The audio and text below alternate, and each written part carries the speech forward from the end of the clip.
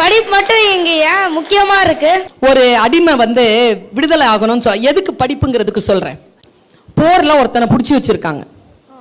முகமது நபி உட்கார்ந்துருக்காரு. அந்த ஆள் சொல்றான், என்னை விடுதலை பண்ணுங்க அப்படிங்கிறான்.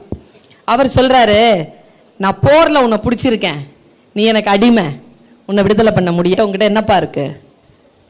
ஒன்னும். அவன் முழிக்கிறான். சரி, நீ போர்த்தி இருக்கிறிய போர்வை, அதை கொடுத்துட்டு போறியா? இல்லை இல்லை, நான் கொடுத்துட்டேன்னா நான் செத்துருவேன், எனக்கு குளிராக இருக்குமே எனக்கு. எவ்வளோ வச்சுருக்க சாப்பாடு? ஒரு பேரிச்சப்பழம் கொத்து இருக்கு, அதை கொடுத்துட்டு போ. அப்போ நான் வழியில் என்ன சாப்பிட்றதுன்னு? அப்போ உனக்கு சாப்பாடும் வேணும், பாதுகாப்பும் வேணும், விடுதலையும் வேணும். ஒரு 10 நாள் வேலை செஞ்சுட்டு போறியா? இல்லை, எனக்கு என் மகளையும் என் குடும்பத்தையும் பார்க்கணும், நான் இப்போவே போகணும்.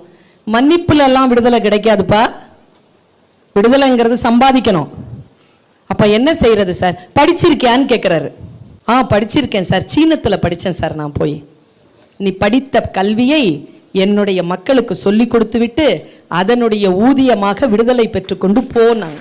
கல்வி உயிரை காப்பாற்றும் குழந்தைய, கல்வி மானத்தை காப்பாற்றும், கல்வி விடுதலை தரும், கல்வி சுதந்திரத்தை தரும், கல்வி நம்முடைய சூழலை நமக்கு உணர்த்தும். அதனால் படிச்சிரு. உனக்கு வாய்ப்பு கிடைச்சிருக்கு குழந்தை. நிறைய நம்முடைய முன்னோர்களுக்கு உன் வயசுல வாய்ப்பு கிடைக்கல. அவர்களெல்லாம் செய்த பெருந்தவம் உனக்கு இன்னைக்கு இந்த சீட் கிடைச்சிருக்கு. பயன்படுத்திக்கொள். அவ்வளவுதான்.